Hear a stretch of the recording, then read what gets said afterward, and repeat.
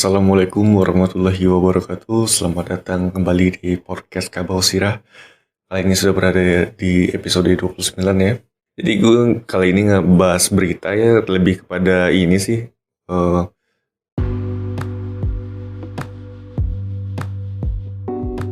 Halo semuanya. Kalau kamu belum tahu tentang Anchor, dia tuh tempat paling gampang untuk bikin podcast. Nah, Anchor itu gratis. Terus dia ada tools gitu yang bisa ngerekam dan ngedit podcast langsung dari smartphone ataupun komputer kamu. Nanti Anchor bakal distribution podcast kamu ke Spotify. Dan yang terakhir, kamu juga bisa ngasilin duit dari podcast tanpa pendengar minimum. Semua yang kamu butuhin ada di Anchor. Download aplikasi Anchor secara gratis atau buka anchor.fm untuk memulai.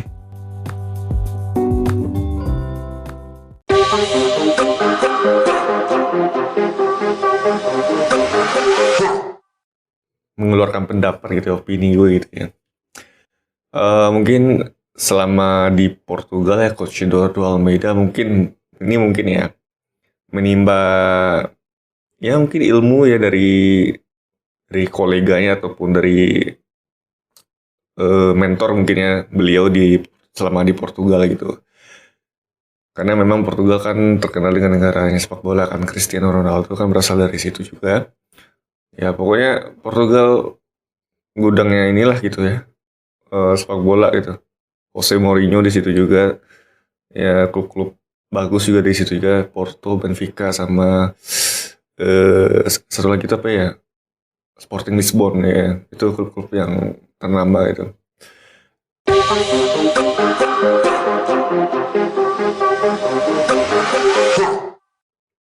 Mungkin ya ini sangat mungkin karena beliau tidak ada kegiatan mungkinnya selama di Portugal. Jadi mungkin dimanfaatkanlah untuk menambah nama ilmu gitu ya. Karena sayang sekali gitu, tidak ada kegiatan di masa pandemi, tapi tidak melakukan apa-apa. Gitu. Harus produktif ya, walaupun secara langsung nggak ada kegiatan gitu. Jadi bisa menimba ilmu lah dari teman-teman beliau di sana gitu. Nah, jadi kalau pandangan gue sendiri sih sebenarnya Coach Eduardo ini bagus ya. Cuma karena di Liga 1 kemarin itu kita mungkin dapatnya pemain bagus sih sebenarnya, cuma mungkin nggak cocok dengan skema yang diterapkan oleh Coach Edu itu gitu. Secara permainan mungkin udah ada peningkatan ya, bisa dilihat sendiri tuh kalau teman-teman ataupun Dun sana yang menonton pertandingan sama FC selama di Liga 1 2019 kemarin gitu ya. Memang ada peningkatan, cuma kan lini belakang kita memang sedikit keropos gitu. Ya gitulah. Tapi di lini depan nih seperti siapa? Van der Ley dan Karl Marx tuh ya ada peningkatan walaupun nggak terlalu signifikan gitu. Jadi ya artinya tangan dingin coach itu bisa lah gitu memoles pemain tersebut ya, menjadi lebih baik sedikit lah gitu daripada tidak itu kan. Terus apalagi ya? Em, untuk musim Liga 2 2020 ini kan pemain-pemain yang didatangkan kan lewat seleksi dari coach Edu juga ya, berarti memang eh, ini tuh udah pilihan terbaik lah buat Semarang FC gitu. Ya semoga aja dengan pemain baru itu bisa cepat beradaptasi dengan skema yang dicoba diterapkan oleh Coach Eduardo Almeida gitu. Karena itu eh, karena liburan juga kan, jadi mungkin setiap tim juga harus istilahnya membangun dari awal lagi gitu permainan mereka gitu. Karena jeda kompetisi itu yang cukup panjang gitu. Jadi harus membangun lagi chemistry setiap pemain agar bisa kompak di setiap lapangan, nggak ada miskomunikasi dan segala macam yang mungkin akan menyulitkan untuk mencetak gol ataupun menjadi mencari kemenangan di dalam pertandingan gitu. Jadi di sini sepertinya setiap tim tuh harus mulai dari awal lagi gitu ya, nggak cuma sama pada FC sendiri gitu kan. Ya pemainnya tetap itu aja, cuma kan membangun chemistry antar pemain itu yang harus dibenerin lagi gitu biar nggak ada miss gitu kan. Apalagi waktu di semifinal FC di Liga 1 2019 kemarin tuh sebenarnya peluang banyak ya, tapi karena emang miskomunikasi atau apa gitu ya, sehingga yang peluang emas sekalipun didapat nggak bisa dikonversi menjadi gol gitu. Harusnya menjadi gol gitu. Ya memang itulah sepak bola ya. Kelihatannya gampang tapi kenyataannya ketika kita berada di lapangan itu berbeda gitu. Perspektif kita sebagai penonton dan perspektif mereka sebagai pemain beda gitu. Kita kalau misalkan nonton di TV ya gitu ya, di nggak di TV lah di stadion gitu langsung ya. Kita melihat ke lapangan itu kan kiri kanan ya. Misalkan tim home Persib sedang bermain di home di Stadion Hagia Yerusalem di sebelah kiri, sedangkan di kanannya tim away atau tim tamu gitu. Ya memang kita dari sudut tribun gitu ya, sudut tribun dari ya tribun tempat duduk kita kan bisa lihat ya pemain mana yang punya ruang gerak untuk diberikan bola gitu atau dikasih umpan gitu kan. Tapi berbeda ketika kita berada di lapangan ya. Posisikan juga kita sebagai pemain gitu kan. Eh Misalnya mau ngumpan gitu kan ke depannya. Kadang kan pandangan pemain itu kan juga kehalang sama pemain lawan gitu. Jadi nggak kelihatan teman kita yang mana gitu kan.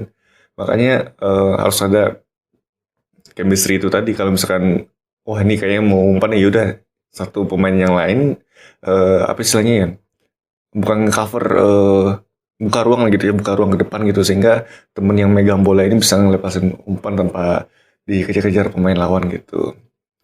Ya, jadi itulah kenyataan sepak bola itu. Ketika ya gimana ya, berbeda lah perspektif pemain bola sama yang nonton lah gitu. Tapi menurut gue kalau jadi diberi pilihannya memang enak sih kalau kita menjadi penonton ya karena kelihatan banget kan apa namanya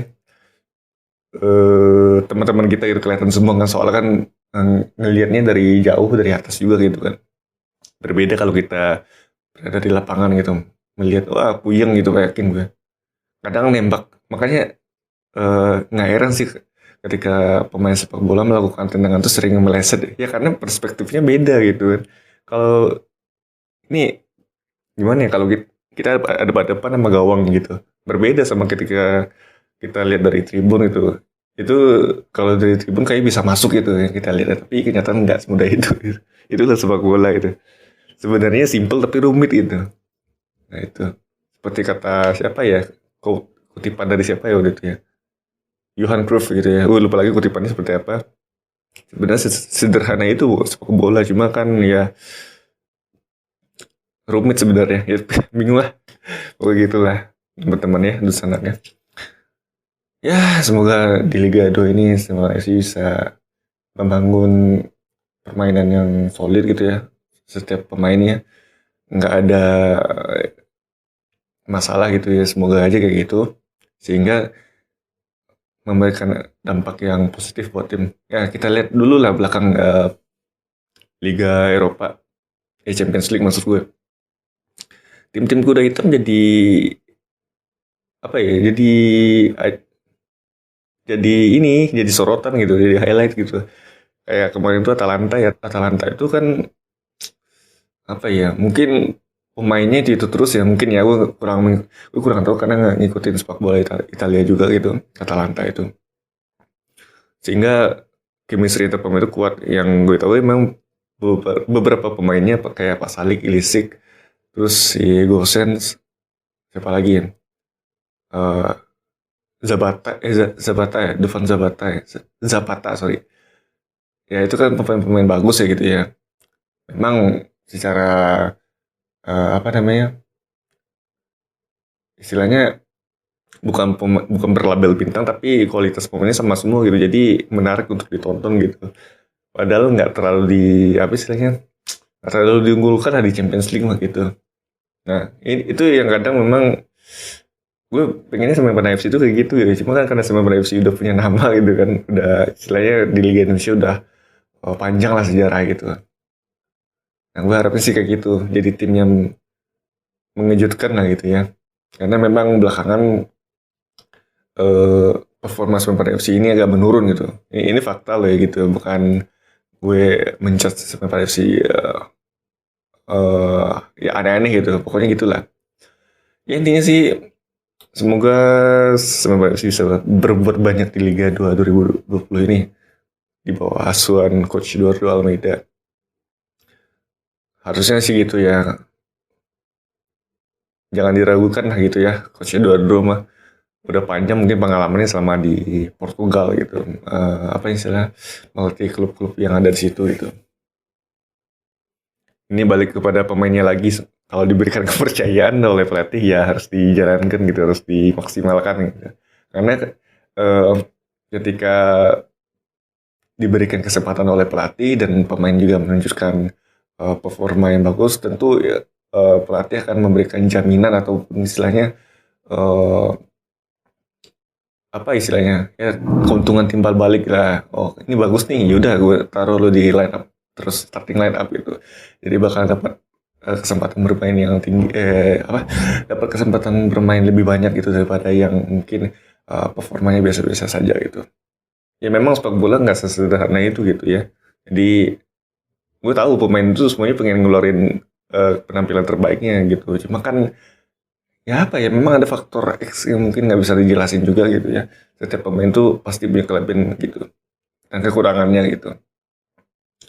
Karena memang ada pemain bagus tapi ada pemain bagus tapi eh, berada di dalam skema yang salah gitu. Itu aja sih sebenarnya. Sekelas Messi dan Ronaldo pun kalau misalkan skema nggak cocok sama skema pelatih nggak akan ada apa-apanya gitu kalau menurut gue ya, karena memang skema pelatih juga mempengaruhi gitu. Kalau memang nggak cocok ya jangan dipaksakan gitu. Ya kadang memang di satu sisi ada juga pemain yang nggak cocok tapi beruntung juga bisa bikin gol gitu. Nah itu ada juga kasusnya kayak gitu. Ya ini sepak bola rumit lah kalau dijelasin mah, karena gue bukan orang sepak bola juga.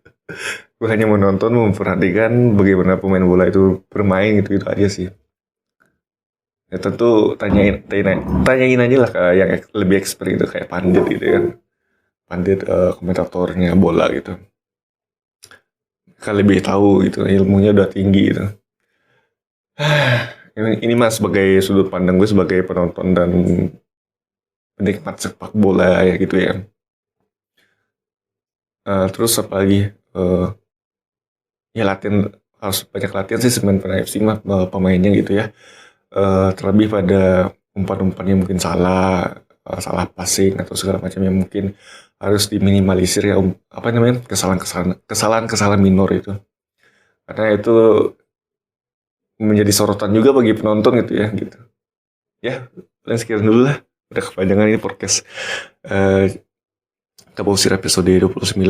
Seperti biasa jangan lupa untuk like, comment, dan subscribe channel YouTube Alif Fajri, dan sampai jumpa di episode selanjutnya. Jangan lupa juga untuk follow podcast Kabusir di Spotify. Terima kasih. Mohon maaf jika ada kekurangan dan salah kata. Assalamualaikum warahmatullahi wabarakatuh.